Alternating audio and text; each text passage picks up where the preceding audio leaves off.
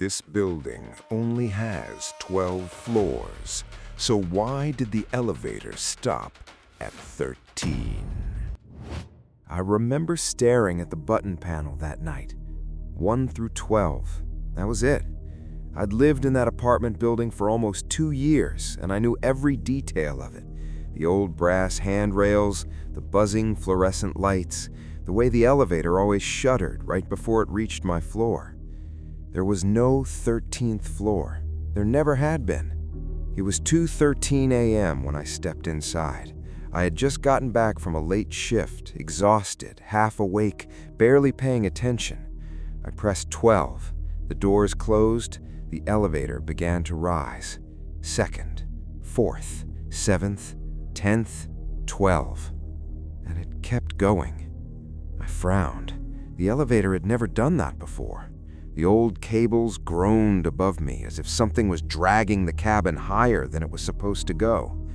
The light overhead flickered once, then twice, and then the floor indicator changed, a red glowing number I had never seen before.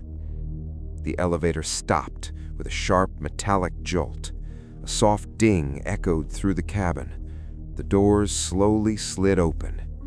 What waited outside made my stomach drop. It was my floor.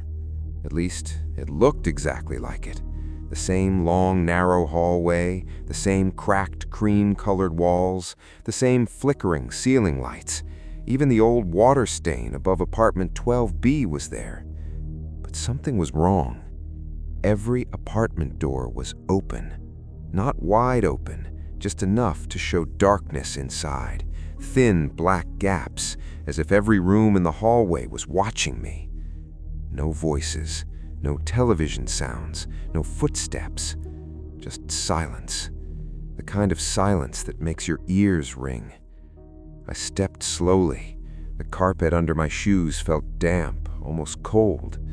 The elevator doors stayed open behind me, humming softly. I looked back at the cabin. The button panel inside was dark now. No numbers, no lights, just black. That should have been enough to make me get back in, to force the doors closed, to leave. But then I saw my apartment. 12F. My door, at the very end of the hallway, slightly open. I was sure I had locked it before leaving. I always did. A strange feeling crept up my spine.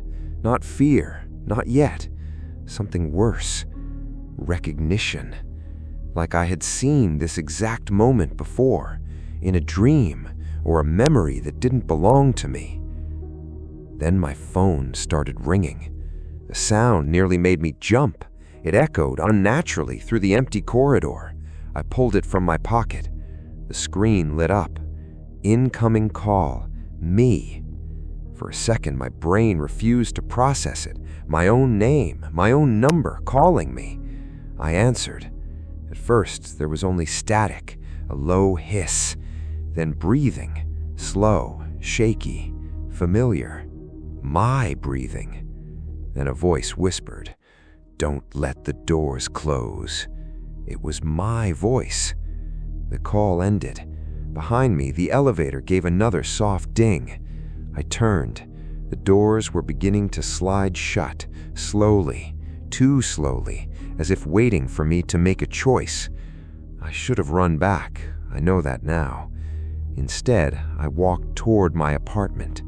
Each step felt heavier than the last. The lights above buzzed louder. One by one, the apartment doors around me began to creak open wider. Still no one inside, just darkness. When I finally reached my doorway, my hand was shaking. I pushed it open. Inside was my apartment, exactly as I had left it. The couch, the kitchen light, the jacket hanging by the door, and my phone, sitting on the coffee table, ringing. The same call, from me. But my phone was already in my hand. I stared at both screens, both active, both real. Then I noticed the bedroom door. It was slightly open, a faint strip of darkness beyond it. From inside the room, I heard movement, a slow rustle, like someone shifting on a bed. I stepped closer. Every instinct in my body screamed at me to stop, but I couldn't. I needed to know.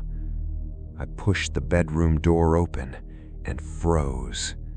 Someone was asleep in my bed. Same clothes, same face, same exhausted expression. Me. The version of me that came home, took the elevator, and never stepped out. The sleeping version's eyes suddenly opened. Mine, wide, terrified. Then the elevator dinged again, much louder this time, right behind me. I spun around. The apartment was gone. No walls, no furniture, no bedroom, just the hallway and the elevator at the far end, its doors slowly closing. There was someone standing inside, a silhouette, still watching. As the gap narrowed, the light from the elevator fell across its face, my face, and just before the doors sealed shut, it smiled. The floor indicator above the elevator changed one last time. Then it started moving up, somewhere higher, somewhere impossible. And that was the last night anyone on the 12th floor ever saw me again.